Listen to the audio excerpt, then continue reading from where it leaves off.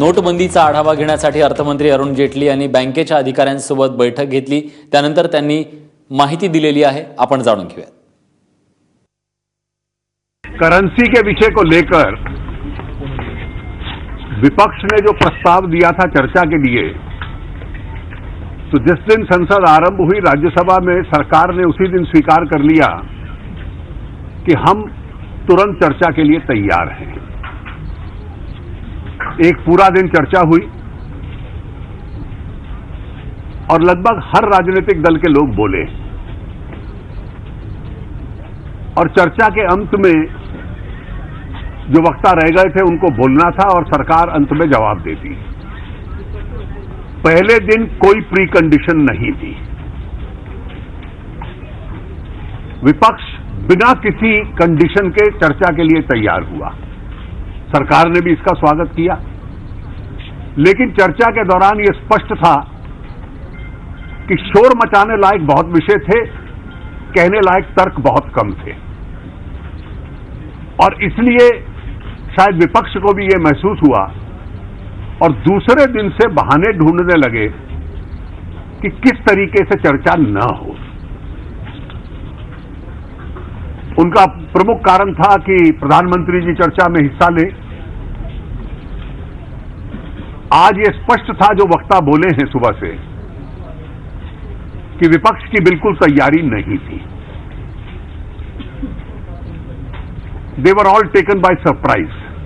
सरकार ने कहा ठीक है, प्रधानमंत्री जी भी हिस्सा लेंगे बहस में, आप तुरंत चर्चा शुरू कीजिए और फिर बहाने ढूंढने शुरू कर दिए कि किसी तरीके से चर्चा न हो।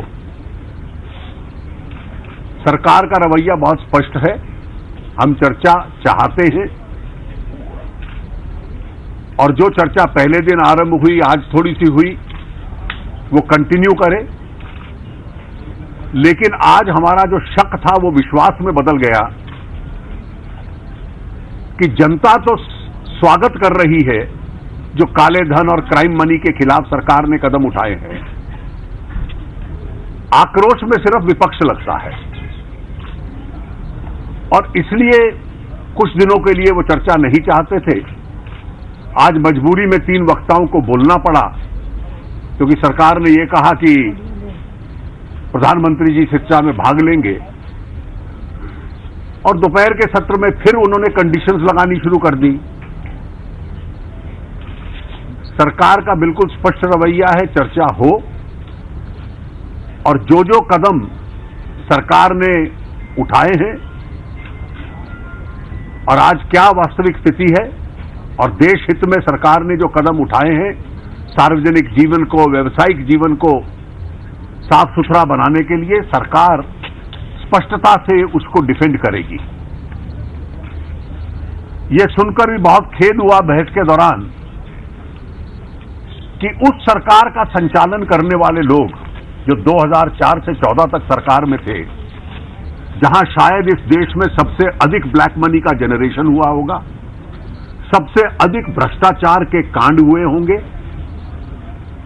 2G से लेकर कॉमनवेल्थ गेम, कोल स्कैम, जो लाखों करोड़ों रुपए के स्कैम्स हुए, जिस पे न्यायपालिका के भी निर्णय आए, CAG के भी रिपोर्ट्स आई और पूरे देश ने वो स्कैंडल्स वाली सरकार देखी जिसके दौरान ये ब्लैक मनी जनरेट और क्राइम मनी जनरेट हो रही थी।